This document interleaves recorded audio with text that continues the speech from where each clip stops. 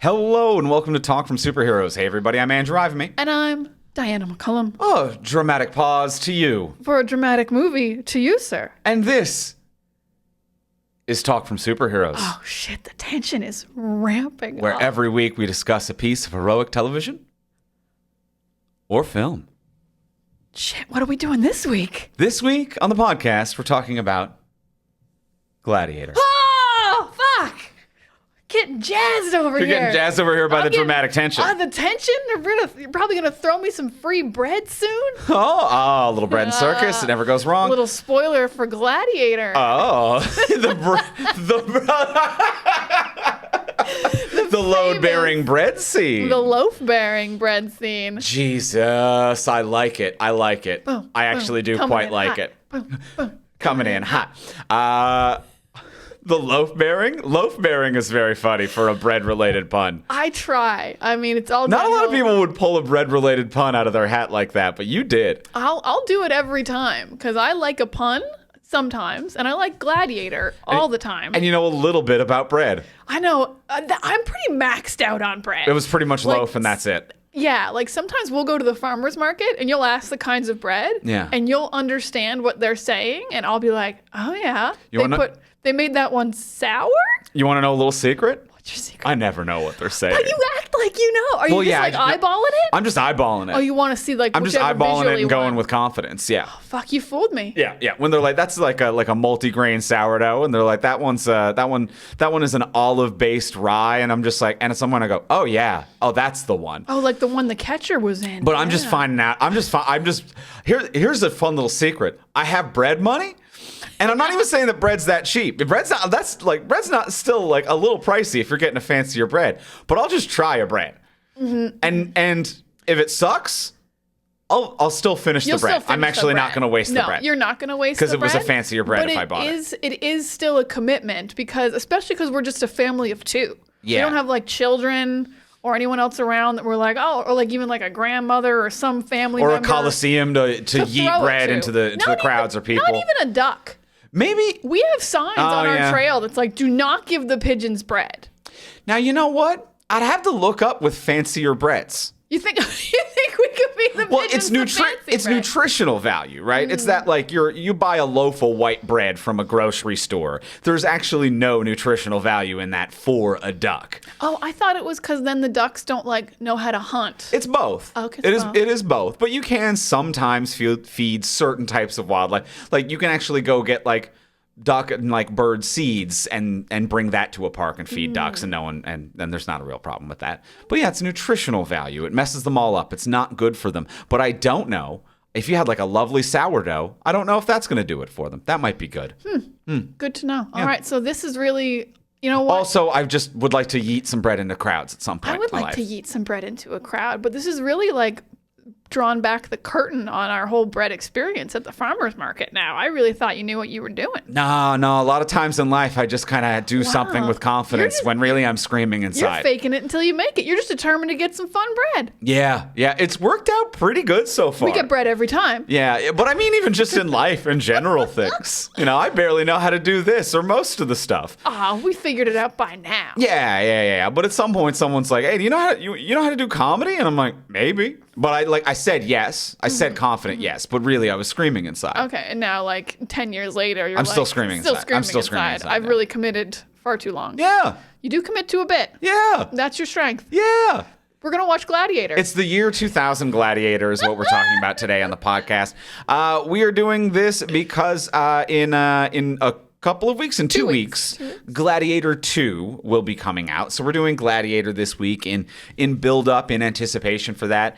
And it just ended up kind of being a coincidental month of Ridley Scott. It just all kind of came together is what we're going to do. So next week on the podcast, we're going to talk about Robin Hood to kind of ease we have Gladiator 2000 with Russell Crowe and Ridley Scott. Mm-hmm. Robin Hood, Russell Crowe and Ridley Scott. Then we're going to go with just Ridley Scott with Gladiator 2. Mm-hmm. Yeah. And then On the Patreon. And the Patreon. We'll do another Ridley Scott. We're going to do, what is it? Kingdom of Heaven. Kingdom of Heaven. And then 2 weeks after that, we're doing Craven, which also stars Russell Crowe. Yeah. It's all coming together. If you like Russell Crowe and or Ridley Scott, it's actually going to be a pretty hot, or frankly, just kind of period pieces as well, because between this Robin Hood Kingdom of Heaven, it's just like... We did oddly enough just decide to have a Ridley Scott period piece month. Yeah. Which could go bad or good. I haven't seen Robin Hood, and who knows about Gladiator 2. And who knows about Gladiator 2? Ridley Scott is full of surprises, a career of ups and downs. Just when you think you have him pegged, you don't. Don't try to peg Ridley Scott. Do not try to. He won't be pegged. He won't be. Let's. No regret. And then a nice soft bridge into Russell Crowe and Craven next month. Man, soft bridge. What a month we have coming up. What a life we lead. What a life full of bread and Russell Crowe and Ridley Scott. Yeah. Actually, 3 good things. No one can take that from us. Sure. Well, I'm worried about life. That Ridley Scott might. He might take our bread. No one can peg him. Well, before we get into the episode talking about 2000's Gladiator, we do want to take a moment to thank our sponsor of today's episode. We want to thank our friends over at Mint Mobile. I'm thanking Mint Mobile because they made it so easy to get an affordable wireless plan. Thanks, Mint Mobile. I love no bullshit, no fine print. You go to the website and it's like, here are the options. Pick which one you want. They don't even mind that you cuss in this one. I will. I've never heard you cuss in an ad before. Oh, shit. Twice now. Yeah. Oh, no. Mint Mobile, is this okay? I think they're cool with You it. think they're cool? Because they seem like a pretty cool company. Ryan Reynolds couldn't possibly be mad at me Yeah, for cussing in a Mint Mobile. for bringing a cuss-related humor. Deadpool? Yeah, this He's guy? gonna come at me? He's going to come at you? For enthusiastically cussing about the great services of Mint Mobile? About the great deals and the fantastic website that's super easy to navigate. That is one thing that I like. It is a very easy website to navigate. You love that I brought this back on track. But, that's... You're fake till you make it. You're a consummate professional. I'm a consummate professional. I'm the Ryan Reynolds of podcasting, and everyone says it.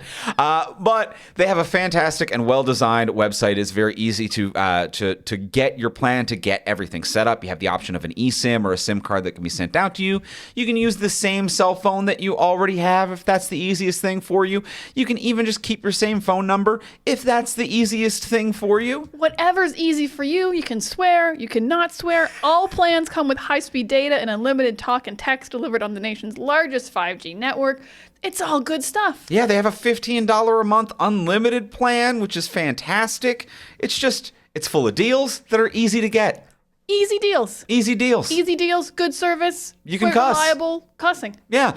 Well, I hope Ryan's happy with this one. To get this new customer, I assume he listens to everyone personally. To get this new customer offer and your new 3-month premium wireless plan for just $15 a month, go to mintmobile.com/TFS. That's mintmobile.com/TFS. Cut your wireless bill to $15 a month at mintmobile.com/TFS. $45 upfront payment required, equivalent to $15 a month. New customers on first 3-month plan only. Speed slower above 40 gigabytes on unlimited plan. Additional taxes, fees, and restrictions apply. See Mint Mobile for details. And thank you, Mint Mobile, for your support. Thank you, Mint. And Ryan. And Ryan. Swears. All of it. And now let's get into the episode. Let's talk about 2000's Gladiator.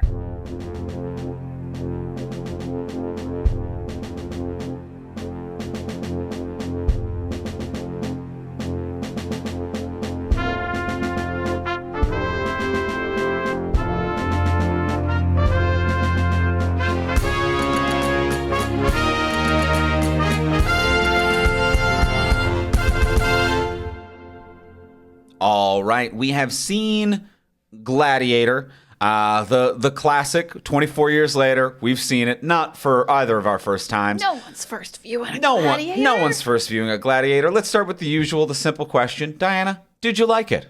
I love Gladiator. This is an old school love for me. This is one of those loves that I like. Wow, this really is just like an almost perfect movie because it's not like it's no superheroes. It's not very funny. It's not witty. No cute boys. But Diana's still just like, fuck, I love this. This movie's so good, and I love watching it. I love the drama. I love the melodrama. I love the fighting. I love the acting. I love the costumes. I love just the story is so well paced and so well structured. The relationships between all the characters.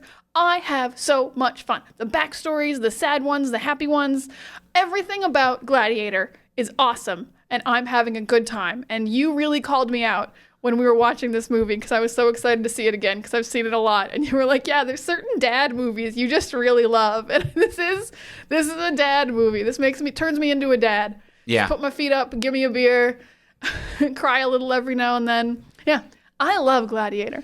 Yeah. And you know what? There is a weird crossover between like Russell Crowe period piece dad movies. You're also a big Master and Commander fan. Oh, I love Master and Commander. As well. Russell Crowe really hit a sweet spot for a good long while. I'm actually really excited to watch Robin Hood next week. I haven't seen it. This could be big for me. Yeah. Could get although it's got a pretty low IMDb, so I'm not going to hold out hope. And Craven. Craven. Everyone's talking about Craven. Not directed by Ridley Scott, unfortunately. No, but the Russell Crowe. The Russell Crowe-ness of it all. So yes, I love Gladiator. Always have, probably always will. Andrew, did you like Gladiator? Yeah, I'm 1,000% with you. I love this movie. This is fantastic. I was really interested to see how I was going to feel about this because this was obviously such a very popular and talked about film of the moment. And I don't think it's one that I've gone back and revisited since the year 2000, maybe, 2001 or 2 based on a DVD rental or something like that. All right, it's been a minute. So it's been at least probably 2 decades since I've dipped back and revisited this one. So I was curious to see if it would, hold up or if it was just kind of a moment in the zeitgeist. And it holds up. It's strong. It's good. Every moment is powerful and emotional. It's visually interesting. It's great performances top to bottom. It's really good storytelling. Everything about it really works. Its pacing is phenomenal. It moves at a great clip and always has something to say. It's just really fantastic storytelling, and I adore it. I think it's great. Yeah, it absolutely is. It's 2.5 hours. It flies by. As I was putting my notes down, I was like, what even happened in this movie? Like, how could it have been 2.5 hours long? It's like 3 scenes, right? They just they flow over you in a way that you're just like, I'm like in this moment. I'm not thinking about watching a movie. I'm not thinking about how long this movie's been. I'm just like, I'm in Rome. Yes. Yeah. I mean, and it somehow has that really nice blend of quiet contemplation without being self-indulgent, which is, it's really hard for me to define how it stays within those boundaries because there is an invisible line there where it's like there are moments where there's no dialogue. It's a CGI Rome. It's just kind of a like, hey, doesn't this look nice? Or hey, aren't we feeling something while he kind of walks through the hills? And a lot of movies can cross that line and be like, look at this shot of him walking through a forest. And it's like, we've got places to be. Let's pick it up. And there's a lot of quiet factors that kind of add to that of like good performance, good lighting, visual interest. But also it's just like, it's just flashy enough that it doesn't ever go into self-indulgent. The second a scene overstays its welcome or is a little too quiet and thoughtful for a little too long, it cuts and it moves on. So it really knows the exact right moment to pull that ripcord on every scene. Yeah, quiet but not self-indulgent is very hard. Also very hard is trying to make a man who people naturally follow into battle who isn't trying to be a leader. But he's not a reluctant leader. This is a very weird balance, but he's also like the coolest guy. It's not impossible. I'm thinking like John Wick. I'm thinking like Dom and Fast and the Furious, oddly enough. Though very different energies, I admit. Yeah. But it's very difficult to be like, yeah, every man would follow Maximus into battle and die for him. It's like, well, why? How cool is he? And it's just little things that they have to establish, like him walking through the men and checking on the ones that are hurt, him just wanting to get home more than anything. They do such a good, like, here's a tiny detail off the top that I love. For several reasons. It's when he goes into, like, he goes behind the barbarians to, like, do the behind the pincer move. And when he goes into battle, his dog chases after him. And he doesn't tell the dog to follow him. The dog is there with another soldier. And the dog is like, Maximus is going into battle, and I'm going with him. This dude, even the dog's like, this dude rules. This dude rules? Yeah, that little touch of, like, him not calling the dog, and even animals are like, we will follow this man to the ends of the earth, does this, like, subconscious thing to your brain about, like, this guy rules. I gotta follow this guy. Everyone follows this guy. Everyone follows this guy, except fucking Commodus over here, Joaquin Phoenix. Yeah. He's immune to his charms. But yeah, this is an incredible job of making him, like, charming without trying to be charming, and like a warrior without being like a jacked, crazy warrior. Like they're walking every fine line here. Yeah, and also kind of making him real in certain regards to be like an actual person in battle who keeps his wits about him. There's a lot of really nice, talking of like soft, subtle storytelling in this opening section where they're fighting the Germanic army. And there is a moment in the battle scene where, we get some cool choreography, some swipes, some shots, some throwing a spear. He gets dehorsed. He's down in the mud. He's fighting. And there is a moment where he bumps into someone else who's part of his own army. And he turns around like ready to impale him in kind of this like I'm seeing red bloodlust.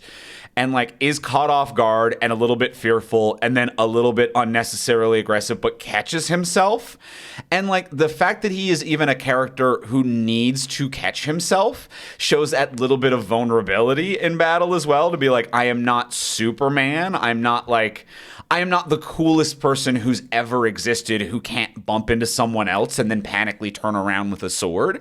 Like, I'm human. Yeah, I am a human being, but the reason that I am very good at this is that in panic-filled situations, I do manage to still collect myself through it. Mm-hmm. I'm not someone with no fear. I am someone who rises above fear. And I think that says a lot about him and why people respect him, and it's just through a few different methods, they show that kind of quiet storytelling in the beginning. Yeah, they do that. And then throughout the movie, kind of with Maximus, what they do is they really make him like, he's a great warrior. Like he's the gladiator. He keeps winning these fights. He's the titular gladiator. But what also really like humanizes and grounds this movie is they do not do what like literally every action movie would do. And this is why I say this is a drama more than an action movie, is that he never is like superhuman about it. And he's never just like so good that he wins every fight. Like when he gets first taken, they're about to kill him after Commodus kills Marcus Aurelius, like it's only like 4 soldiers. So in your head, you're like, well, just take him out. You're the gladiator. But also in real life, one unarmed dude against 4 soldiers, even if he's really good, he's not going to win. Yeah. They're armed. He's not, because they make a point to show that his servant has his sword right now and he's too far away. So it's like, but they do this the whole movie. It's like he doesn't ever try to break out of being a gladiator because there's guards everywhere. He doesn't try to escape. He knows he can't. And I do like this grounding of the movie of like, no, he's not like Batman or like a crazy action hero. He's a regular man who's really good at battle, but he definitely has limits. Yes. Yeah, he has limits, and he recognizes that some people die in battle, but a slaughter there's no point to it. There's no point in just fighting 4 guys who are going to kill you. Yeah. And that other moment in the Colosseum, which I think you mentioned there briefly, where it's like him and the guys when they all first bond together, and it's a dozen of them taking down like 24 better armed, more people, and they do that successfully. And then 50 heavily armed soldiers come in and say, put down your weapons. And no one does until he gives the nod. And it's basically everyone being like, well, we're all about to die. And him being like, yeah, that's stupid. Don't do this. Yeah, they're all like, we're going to die for him. He's the only reason we're alive. And he's like, well, let's see, though. I have common sense. Mm-hmm, yeah. I have. And especially as well, that also is a really nice character touch and detail in a story where that level-headedness, that understanding the value of human life, that understanding the people of the Roman army is what elevates him above Joaquin Phoenix, above Commodus, the villain of this movie. Mm-hmm. So it's that groundedness, that understanding what is real, what is a waste of human life, what these people are worth, that is what elevates this guy. That is what elevates this guy. Now, there are like criticisms to be made, but the movie glosses over them so wonderfully you don't think about them unless you're me doing a podcast and you have to think about these things. Because there's literally never any moral quandary when he is gladiating about like, oh man, should I kill the other gladiators who are also slaves? It's never really a question. He acts like they're asking for it, and it's absolutely fine. But he's like, but you shouldn't have killed my family. I'm like, you're killing other people's families left and right. Well, the other thing, this movie doesn't even really address that the other gladiators are slaves. There are, and I which feel like they all. Who wants to do this? historically they were. Historically, It's not just Russell's friends. yes. It's not just Maximus and co. I agree. They aren't the only slave faction of gladiators, to use a wrestling term, but for the factions, it's not just theirs that are slaves, and then the rest are getting paid really well. But I almost feel like the way this movie portrays it, which is, not necessarily grounded in reality, and maybe it's just the way that they don't ever really bring it up, is that it feels less like him killing other gladiators, and it feels more like Arnold Schwarzenegger in Running Man, where he is killing other paid wrestlers who are part of the show. I was thinking about Running Man. The entire movie. I was thinking about Running Man and wrestling. This movie is the Oscar version of both Running Man and wrestling. Because even at one point, they're like, we brought this dude out of retirement, and they have to do that in Running Man because he kills all of the current gladiators. Yeah. In Running Man, they're like, we got to get that Captain America-like dude back in out of retirement, which they also do here. So, a lot of parallels, clearly stolen from Running Man. Ridley, we see you. We see what you're doing here. It's certainly not that Running Man was influenced by gladiatorial combat of old, but no, that's not what happened. That's not what happened. That's not what happened. Oh, but yeah, but also they make a good, the movie works really well in that, they purposely never introduce us to the other gladiators, so we don't feel bad when Maximus just kills them. But then they also start this movie off with Marcus Aurelius being like, oh, only 4 years of peace while 30 years of being a king. And I'm like, you're invading people. You're in Germania. You're fighting Germans. Mm-hmm. It's your fault, dude. Yeah. But the movie's like, oh, he's so nice. He wants this war to be over. What a great man. He could have gone home 10 years ago. He didn't have to die in the woods. You don't need to keep doing it. Yeah, you don't need to do it like this. But the movie does an incredible job of glossing over these and not making you think about it until you're like, I have to write stuff down for my podcast in 2024. Also, statistically speaking, there's modern countries that have done worse. You know what I mean? I'm like, that's still something, my guy. That is still something. Oh, the 4 years of peace. You still have 4 years of peace and want peace and are trying to bring back democracy. I'm like, man, frankly, this fictionalization of your character, you're doing better than most. I mean, I would love for Marcus Aurelius to be leading right now. Yeah, that would be nice Marcus too. Aurelius. Yeah, that would be very nice. I think. Mm-hmm. But yeah. So there are some things that you can nitpick, but it's very wrestling. To go back to that, yes, that was what I wasn't past yet. As soon as they get to the gladiator part of this movie, it is just wrestling, and of course it is, but also it's so funny how much it is. This is just Vince McMahon versus Stone Cold. And part of it is the fact that we recently watched the Mr. McMahon documentary. It is, but even without it, it is that. But also, it's like, that's it's an Ouroboros of a thought experiment as well, to be like, is this dramatic retelling of a historical moment influenced by modern wrestling, or is modern wrestling influenced by the fact that this has always been in human nature for thousands of years and is a form of entertainment that we have put out to the masses? All we've really done is made it slightly less violent and separated UFC from the WWE, and it used to be the same company. And even though technically now they're both the same company because they're owned by the same parent company, but it's like that bombastic personality-based entertainment with violence used to be in one place, and now you just have to go to several places to get that. Yeah, but where I think the difference is, though, is wrestling has added storylines, and I think gladiators, until Maximus, didn't have storylines. It was just fight and a fight and a fight, and now Maximus is here, and he's like, I got beef with the man in charge. Yeah. And I was a Roman soldier who led everybody, and now I'm here. There's a lot going on. Although I will say there's definitely He's got a manager. Well, I was going to say he's got a Paul Bearer-esque. He's got Proximo. Yeah. Who I believe. Yeah, and I would say there's even a prequel story there. You say that he's the first one. Maximus is the first one to bring a storyline to this, but Proximo is I didn't gain my freedom by winning. I gained my freedom by making them like me. He won over the so I'm going to say crowd. that Proximo was definitely the first one to discover the power of storytelling within combat, or at least that's what this movie would imply, is that he figured out the power of winning over the masses through storytelling and emotion, while also surviving and not necessarily winning, and then imparting that story onto Maximus, or that lesson onto Maximus. I can agree with that. But yeah, there's definitely wrestling elements. We talked about the bread already. But yeah, when they started throwing out bread, like when they give out t-shirts at a basketball game, I was just like, we really haven't ever changed, have we? We all just want free swag at a sporting event. Yeah. Bread and Circus has really just become a t-shirt gun in a basketball game. Yeah. That is it. Oh, 'cause We have made some improvements, you know what I mean? Instead of loosely throwing bread, we now have pressure-loaded cannons that shoot t-shirts into the crowd. God, There's a technological advancement technology's amazing. The Romans would explode if they saw a t-shirt gun. there. If you traveled back in time and you brought a t-shirt gun loaded with bread to Well, I'm putting bread in it. I I think they'd also like t-shirts. but there would be more questions, I think. I think all the questions are gun-based. I don't think any of the questions are This what's is what being I'm saying. loaded You into have the gun. you have to minimize the questions to one object and not modern t-shirts.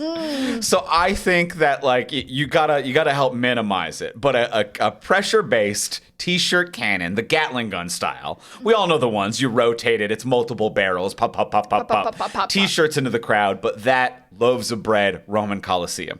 What's exciting about this is definitely only the first 2 rows got bread. Yeah. The guns shoot so much further back. You get the whole stadium into it. And the Colosseum was huge. The Coliseum was so big. They said 50,000 people. That's insane. Yeah. I don't believe them in a lot of ways. Like, our arena that we see the Raptors is only 27,000 or something. Yeah. That's impossible, unless you, really crammed them in, I guess. No armrests. Well, yeah. I think there were also not a lot of fire and safety standards, so they were probably cramming it to capacity. They, knock it down every time someone dies. That's one less? Yeah, That's one I don't less? think, one less? at the murder games, I don't think they were too worried about what happens during an emergency evacuation. Yeah, I think they were just like, if the lion gets loose, the lion gets loose. Everybody's mean, got to deal with it. I've always wondered what happened to that big chunk of the Coliseum that's missing. And by wonder, I mean I've literally never looked it up, but I bet I hope it was a capacity issue. You know what? I respect this. I think no examples are coming to mind right now, but I definitely have those things where I'm like, wow, I've always wondered about this. But you never take the step to look it up. It's fun to just wonder. It's fun to live life in wonder Yeah, sometimes. there's no answer that's gonna appeal to me. Yeah. Probably didn't get hit with a trebuchet in the middle of Rome, but maybe it did. Maybe it did. Maybe a trebuchet took out the Colosseum. Maybe it did. Who knows? Comet. Comet? Yeah, we don't know what happened. Dinosaur. Hopefully. Hopefully a With dinosaur. a t-shirt gun. Oh my God, it's you with a t-shirt It's gun? me. Yeah, Oh, a you went t-shirt back gun. and did it. Oh shit. You went back and I did didn't it. mean to. Here's one thing to lay a negative on the film, because I've been pretty glowing so far. no. To lay one negative of such drama, the sip really added the drama. Gladiator though. I don't care for the Fields of Elysium's dream imagery stuff. It just feels really bland and cookie cutter and doesn't really add much. I mean, his fingers in the wheat. Yeah, I'm just like, yeah, I get it. You want to be with your family again.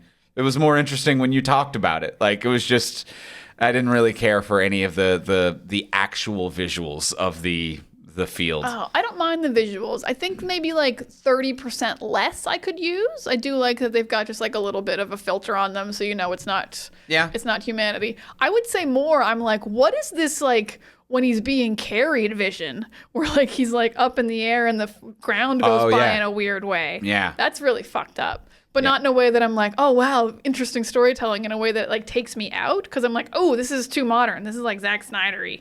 It doesn't fit the rest of the way you filmed this. There are moments that are a little Zack Snyder-y in this, but I kind of dug that. I agree with what you're saying. I think they look cool, but I don't think they match the movie. It is jarring. It is jarring, and I'm not even going to argue that it matches the movie, but I will argue that I found it fun. Oh, okay. I can't argue that it is tonally consistent, that weird way that he slides everywhere, which really I think it's him lying still and they slide a moving background underneath, so that way it looks stabilized on him. even though he's not vibrating from any kind of a movement or a walking step. Even when he's on like the chariot when he's hurt. Yeah, so I think it is that like he is laying on something stabilized and they're sliding a backdrop underneath him, which adds this very ethereal quality to it. It's a little jarring. I thought it was kind of neat. I think I only liked it when he was actually dying. But yeah, the other times I thought it was a little jarring. But yeah, I don't mind the wheat fields. I think they're maybe a little overused. Yeah, I even think just like when he's still in Germania and he's like talking about his family and just like the blue cutaways to them of just like, hey, we're around. When like nothing's happening yet, like the cutaway to like them being murdered, I'm like, okay, that has a story purpose. But sometimes it's like, he wasn't lying. Look, it is a wife and child and they are in a field. Can you believe it? I'm like, I do believe it because he said it. This sideways jump actually does nothing for me. I actually really like it because I think this is very hard to imply and to tell us as an audience. We always say show, don't tell. Tell us as an audience how much he loves his family in a movie where he never meets them while they're alive. So I think it is important to like cut to them and show them like waiting for him alive, having a nice life alive, him trying to rush to them while they're being killed, him having like a loving alive part and then a like missing them dead part. I actually think is important. Okay. So I will actually fight for all of the cutaways to like, no, they're healthy, happy, and alive for now. Okay. All right. And then it'll be really sad later when you meet them dead. Well, that's for you then. That's for me. Yeah. I'm not going to withdraw. I'm gonna stand my gun on that one. But I'm glad that it does something for you. It does something for me. I don't need a lot of it, but I like it. Here's a positive that is just silly, but I sincerely mean it. I've always seen those Roman busts, and they have like the hairdo that has like the spiky little forehead bangs. Yeah. And I've always thought that looks so dumb. Can't believe they did that. And Russell Crowe pulls it off. He does kind of pull it off. He does. I understand why this movie got like, an Oscar nomination for hair and makeup. Because of those little bangs. Well, like they didn't make them look silly because it's the kind of look where you're like, he didn't actually wear it that way. What the hell are you talking about? Like a couple of the senators have it like exaggerated with like gel. Yeah. And it's like, okay, that's what it's like. Overly exaggerated it looks. But he just wears it kind of naturally and he's got like tiny little bangs. And I'm like, fuck Russell Crowe, how'd you make that look good? Yeah. That's impossible. That's what the busts look like. And I've always thought that looked so dumb. Well, I think the busts are them in their prime, which is what Russell Crowe is supposed to be in this, Because there is a moment as well with, what is it? Is it not Maximus? Who's the father? Oh, Marcus Aurelius? Marcus, yes. There is a moment with Marcus as he's kind of in the tent and he's aging. And it's him looking at like a bust of himself that he looks nothing like. It's nothing like that. And just him kind of like, it's meant to show us kind of like that he's getting up there in the passage of time, but also that like these are how they are remembered in their greatest moments of glory. And that statue looks more like Maximus than it does like Marcus. And I think that that's a really interesting visual cue that they give in this movie. Yeah. That is good. Also, just love the fact that they brought like half a dozen busts into battle. The poor bastards who have to pack the busts. Whenever it would go to Marcus's tent, and it would be like, he's got like, and I get gold goblets. You need a goblet, might as well have a gold one. And like, sure a 4-poster bed's a bit much, but I'm like, 6 statues, my dude, in the woods? Yeah. There's no benefit. That's what kings do. That's what emperors do. That's what royalty does. Dude really ruled the world. Yeah. I mean, are modern rich really any better or less extravagant and wasteful? You know what I mean? It's just like there's no... I guess there's just no precedent for it back then is what's crazy. It's like, the modern rich, charter jets and they have things delivered via, online ordering. But I'm like, no, that's the most... Wow. There's no Amazon in the forest. Except the Amazon forest. But that shows the lifestyle that we live at. That you were like, they have things delivered from the internet. Today's rich. You didn't mention chartering jets, so that's something. But I was picturing big things. Yeah. Expensive things. Right. I might dream too small. Yeah. Like Taylor Swift probably has like a private Versace store made out of gold in her private jet. Things that are like inconceivable. But if she needed another Versace thing not in the jet, she could go online and order it, and she can afford it, and she would get it within minutes. Probably. Because of that. The fact that you didn't go for Bezos' lifestyle, but you went for someone who just uses Amazon. I can't remember if it was Bezos, but there was like a photo I saw online of like a super yacht that houses a smaller super yacht that houses smaller super yachts. And it's an actual thing that one of them has. It's a Russian nesting doll of yachts. Oh, yo, dog, I heard you like yachts. So you can be on your giant yacht, and if it can't fit somewhere or you want to go on a shorter trip to a smaller island, you take out, it like shits out a other very large yacht, which cascadingly goes down. It's like a real thing. That feels like it would leave such a gaping hole in your other yacht. I think it does, but I think it's like a Voltron, like you get the rooms back when it slits. Shit. You know what I mean? Damn. Yeah. There's people out there Voltroning super yachts. All right, so I'm gonna forgive 6 statues. I think is what you're saying. I agree. It is still extravagant, though. I couldn't agree more that it is extravagant to bring 6 busts with you on your conquest. All right, here's something else in this movie that's extravagant, and it's a thing we always love, and by thing I mean a person. Djimon Honsou's here. Always a hit. Always a hit. A hit. I always want to say, like, why doesn't this man work more? But then he's in, like, every third movie we watch. He's always working, and he's always nailing it. And he always elevates it. Understanding the assignment. Yep. And he's always bringing it. God, I love this guy. Yeah. I love that he lives. Yeah. Oh my God, he gets to live, and like it's so emotional at the very end scene because they have that wonderful conversation where they're like talking about like heaven and like or the afterlife, I guess. Yeah. And he's like, "You will see your family again, but not today." And they both are like, "Not today. We're gonna live one more day." And then at the end, when Djimon like buries the little figurines, I'll see you soon. I'll see you, but not today. Oh, going back to this, beautiful, incredible, truly beautiful, great writing, incredible performance, wonderful, really quiet friendship. Like they hardly talk. Yeah. But it's again, you understand that like anyone will follow Maximus. But it doesn't feel like it's that. It feels like actual friendship, whereas Maximus usually has like soldiers that follow him. This feels like actual friendship both ways. Yes. Yeah. Yeah. I think it feels like a creation of a friendship that's similar to what his companion Ward from the opening is, the one who helps him out towards the end. Oh, his like sidekick, Cicero?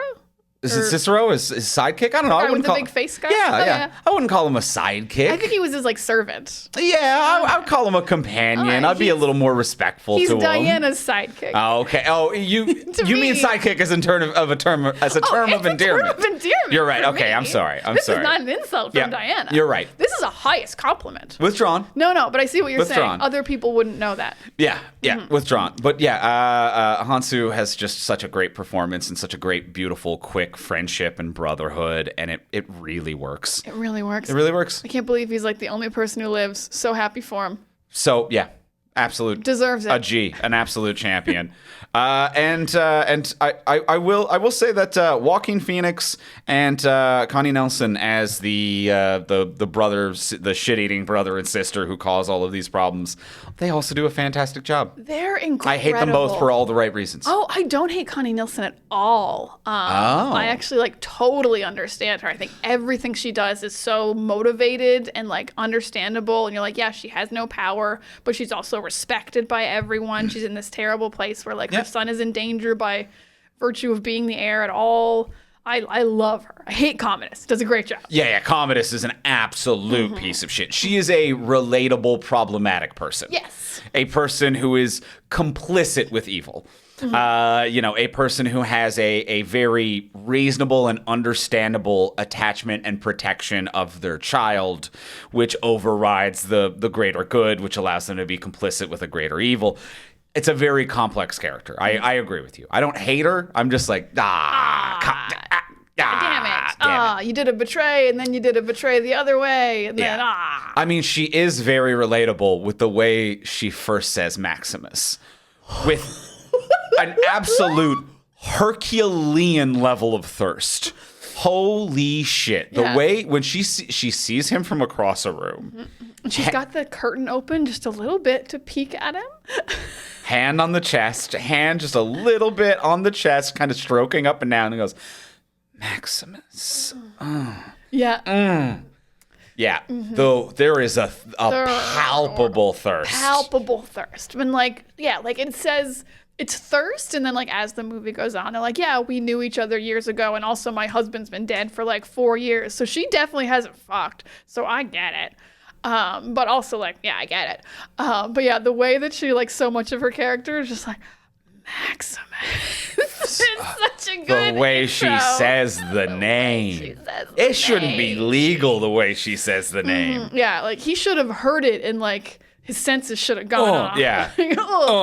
Someone's thirsting. Yeah. He come. He hears it. He come. Yeah. That's a power. That's how. That's how she's so respected in the Senate. That's how much thirst. That's how much thirst there is. But yeah, she speaks it with incredible thirst. And Joaquin Phoenix is just a real piece of shit. He's a real piece of shit, but God, like there are some just scenes that I could watch over and over in this movie. Like when Joaquin Phoenix Commodus is like being told he won't be emperor by Marcus Aurelius, and he just talks about this letter he got about like the 4 virtues. He's like, and I had none of those virtues, but I have other virtues. And he's like begging his father to love him, and it still doesn't make it okay to kill your dad, of course. But there's like so much pain and character like story built up here, Like, I feel like I watched an entire season of a show getting to know characters, but it's only a 2.5-hour movie. I couldn't agree more. The economy of storytelling in this script is absolutely incredible. How fast they make Maximus general to slave, and it makes perfect sense and is wildly emotional, and you're, like, with him the whole way. Like, that journey should be so long. Yeah, and part of... And part of the storytelling is how quickly it happens. It's meant to happen quickly, quietly in the dead of night so that he doesn't rally his troops and start. Like he is starting a different movie when they grab him and pull him out of that movie into their shit. And I think that that's really smart of like him like putting on his stuff, his servant reaching for the sword, and like the sidekick being like sword, and him being like no. It'll just get you killed. Nope, not worth it. Also really sweet. Oh, amazing moment. But him getting ready to start a different movie, yeah, it makes the expediency with how fast everything happens feel very real because that has a purpose and a plot motivation. But yeah, such good quick storytelling between Marcus and Commodus as well. Of just like, you know, I just wanted you to be proud of me, and of course, you know, your typical tyrant, just someone with daddy issues who was using power as a substitution for love, and then completely loses their mind when they realize that you can't make people love you, which is that first moment when like he gets mad at the Senate, like that juvenile temper tantrum he has with his sister afterwards when like she saves the diplomatic moment, and he's like, who are they to talk to me, who are they?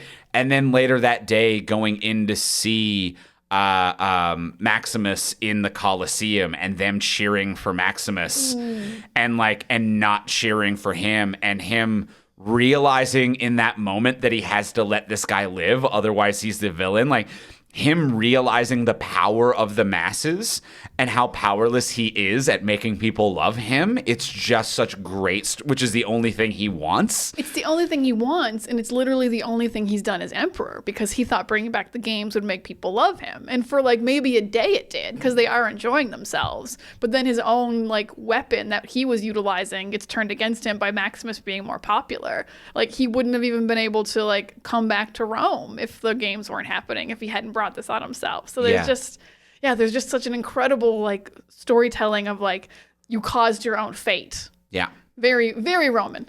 Yeah. Very tragic. Yeah. Very prophetic, very oracle. I was like, who's doing the prophecies in Roman tradition? Yeah, oracles. They're the oracles? They're not Greek? Did they all have There's oracles? A little overlap. I think they all had oracles. Everyone sees the future, right? I think everyone had an oracle of some sort. Mm-hmm. Something prophetic. Something. The sun. Yeah. Dice. The sun. Speaking of the sun, I'm gonna lay a little sun down. I love the lighting of this movie, and I'll try not to hang on it too long because I know lighting can be a boring cinematic thing to talk about. But it's important. It's important. The lighting of this movie looks amazing. It looks beautiful, and it's very, not only is it factually motivated. Like, one thing that is great for year 2000 green screen and composite footage that they do, there are some great moments where the lighting source is always coming from where the sun is, which is what's supposed to happen, but most movies, even today, fuck that up, where they'll have a green screen shot where the sun's rising behind them, but somehow the sun's shining on the front of them, because that's where they put it on the soundstage, because no one knew what that world was going to look like. I'm thinking of the Minecraft trailer. Everyone was like, this lighting makes no sense. Oh, interesting. Here. There's lots of examples like that where it's like, where is the light coming from? They are very clear in this movie, in every scene. They know exactly where the sun is, which just shows an intent of filmmaking that even when you're on the stage, you know where it is. And also the fact that the sun never shines on Commodus. Oh, it doesn't. Never. Oh, yeah. It was so gloomy when he showed up in Germania. He's always in the Yes. shadows at the Colosseum. It's gloomy then, and that is when Maximus gives the speech to his troops where he's like, you fight with honor today, and the sun will shine down on you.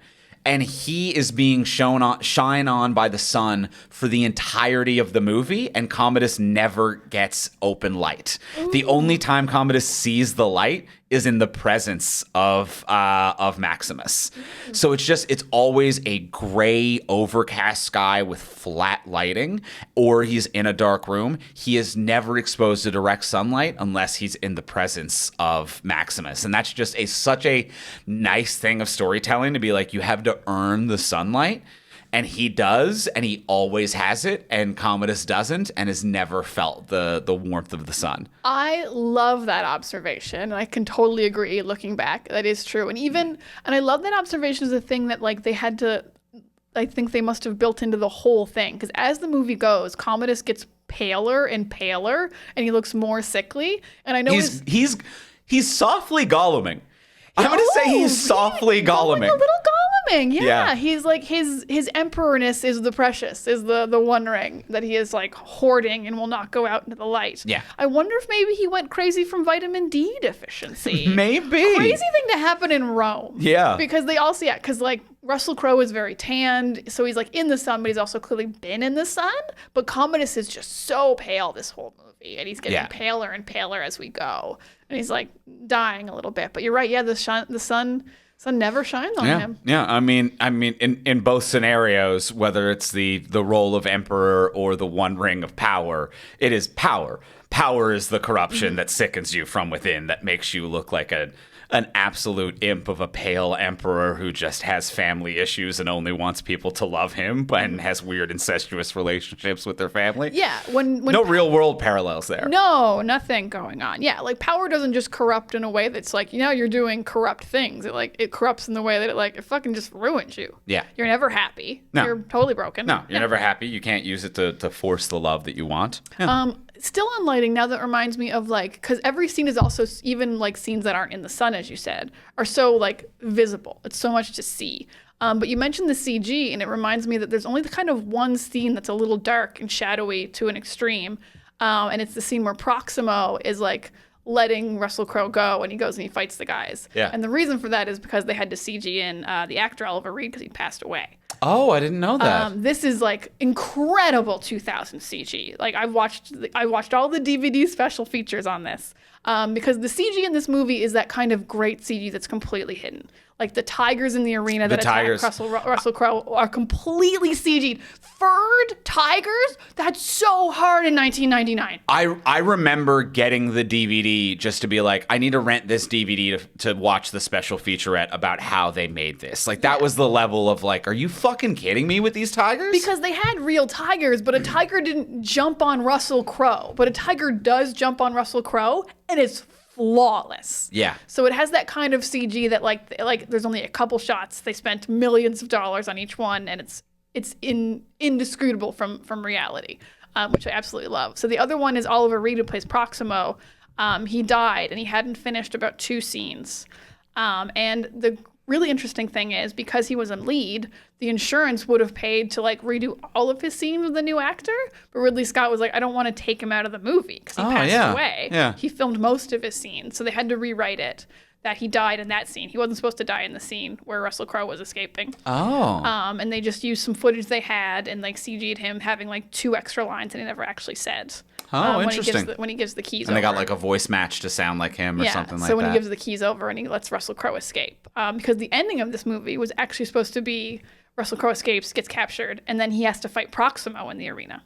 Oh, I didn't know that was the instead original of ending. Commodus, which I actually think, I don't know if I would like it better, but I will say I don't feel when I watch this movie that Commodus would fight Maximus, even when stabbed. It doesn't feel like a thing he would want to do. Like the crowd wouldn't love him for killing Maximus. You would think he would just kill him in the shadows. So they had to rewrite it because they couldn't just like CG him Proximo into this huge fight scene after he'd passed away. Very interesting. So yeah, the original ending was that Commodus was going to make him like fight his mentor who he liked. Which was rude. So I don't know how that was going to go, but they had to rewrite it, which is kind of why I think their ending might be the only thing that I'm like, oh, I don't really feel like Commodus would do this. Right.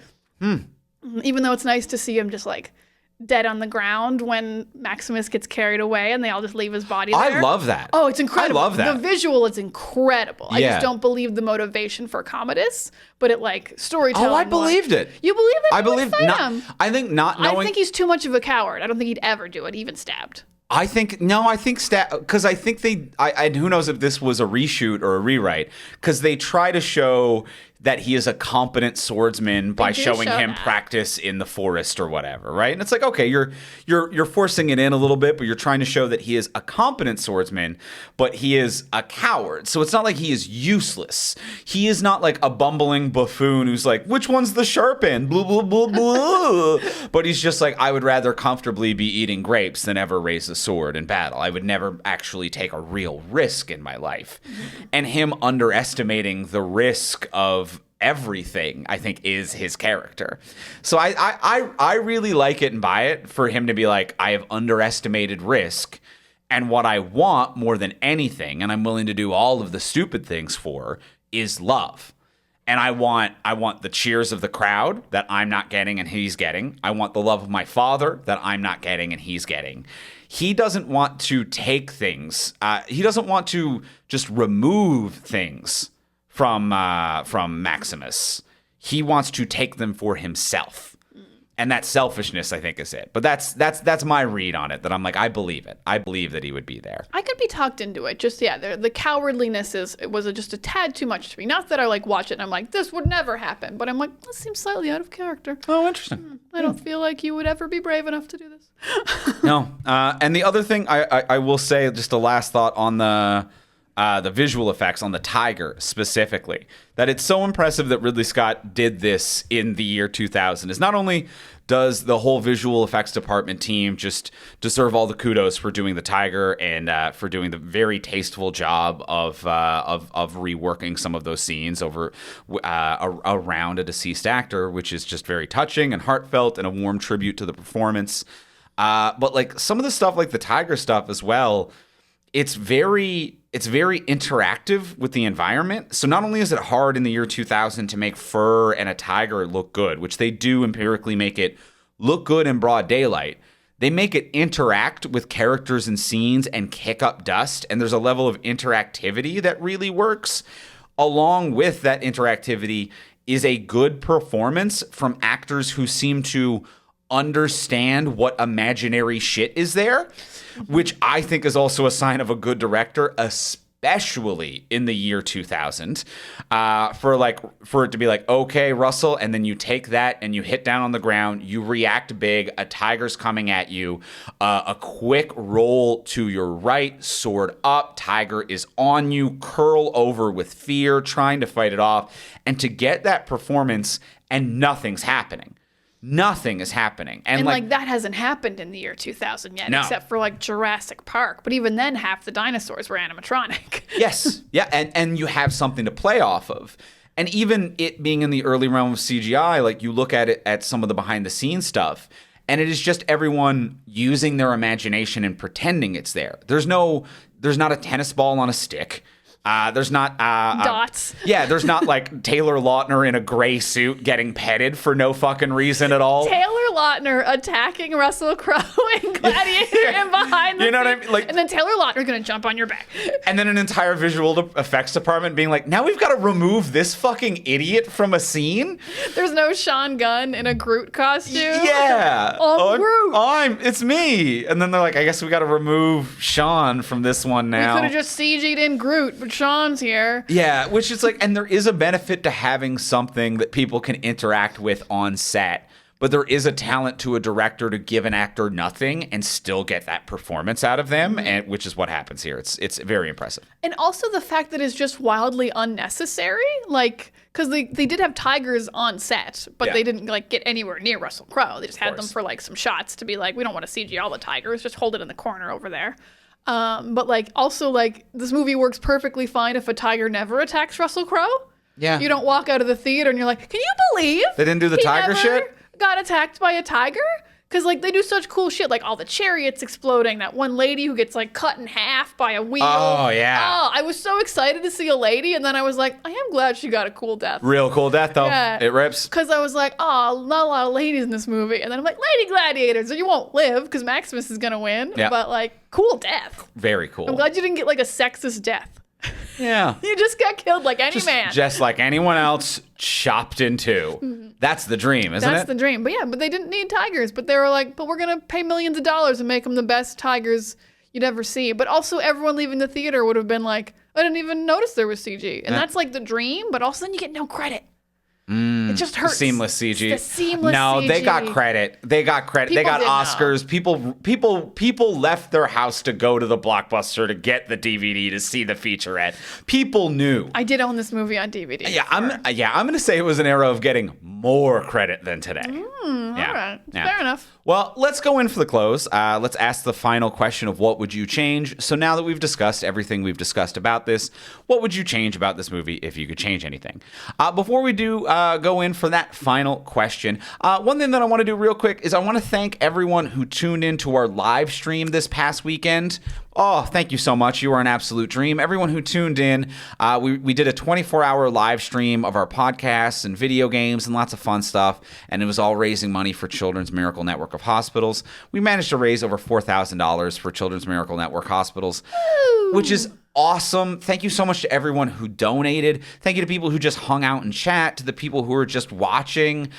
Any kind of support. Thank you to everyone on the network. It was a fantastic event, and I really appreciate everybody who got involved. And as well, I do want to thank some of our promotional partners for the event as well, who provided prize giveaways that we gave away on stream. I want to thank you, say a thank you to Hexgaming, who provided one of their deluxe Phantom gaming controllers, which is what I use myself, and I used it while streaming on the stream. They're fantastic controllers. You can get them at hexgaming.com. And I also want to give a thank you to our friends over at TeePublic. TeePublic.com. TeePublic.com, TeePublic.com. They provided some t-shirts to give away on the stream. I'm wearing a TeePublic.com shirt right now. I wore one on the entire stream. Go watch it. It's available on Twitch. There we go. It's available as a video on demand for 60 days on twitch.tv/stream from superheroes. And as well, thank you to Drinkbox Studios, who gave us copies of their fantastic video game, Nobody Saves the World, to give away on stream. So we have lots of happy winners this week. I think there was one more sponsor. And there was one more sponsor. I think there might have been one more sponsor. And thank you to Diana McCallum for providing copies of her book, Sex Lives of Superheroes. Signed copies. Signed copies. Pen to page. Pen to page signed copies of Sex Lives of Superheroes, and providing those to give away on stream. Thank you very much, Diana. You're welcome, and you're welcome on behalf of the other sponsors as well. There we go. I speak for us you all. You speak for all the sponsors? I speak for all the sponsors. I'm the head. I love that. So thank you to all of our partners and to everyone who donated and gave. We really appreciate everyone who made the event so very special. And as well, before we get into our final question, we'll remind everyone, as we do every week, please take a moment, rate, review, and subscribe on Apple Podcasts, Spotify, Podcast Addict, or wherever you get your podcasts. It helps us move up the charts. It helps us find new listeners. It means a lot to us. Yeah. Oh, if you can, let me know. Can you leave a review on Pandora? It's American only, and I can't see that website, but I know we get a lot of downloads there. So check if you can. Can you leave a review there? Tell us. I have no idea. The internet won't tell me. Well, Just a thing I wanted to shout out. I think maybe they will now. Can they leave a review on Pandora? Figure that out.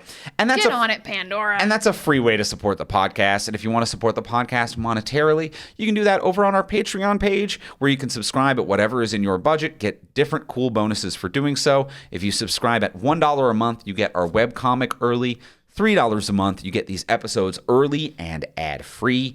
At the $10 level a month, you get all the other bonuses. You get these episodes early and ad-free. You get our webcomic early, and you also get an exclusive bonus episode of the podcast every single month. This month, we are continuing the Russell Crowe, Ridley Scott heat, and we were talking about Robin Hood on Kingdom of Heaven on the Patreon. Oh, Kingdom of Heaven. Sorry, Robin Hood is the regular next week. Kingdom of Heaven, continuing the Ridley Scott period drama tip. So that will be our Patreon exclusive this month. Check out all the options over at patreon.com/fromsuperheroes. That is patreon.com/fromsuperheroes. And now, let's go in for the close. Let's ask the final question of what would you change? Diana, what would you change? It feels kind of blasphemous to have a change for Gladiator, one of the most awarded, decorated movies of all time. So I don't have much of a change. My change is one small thing that bothers me, which is that Maximus has this big stage, so he confronts Commodus at least twice in the middle of the arena. Everyone's like pretty quiet. If he yelled really loud, they'd all hear him.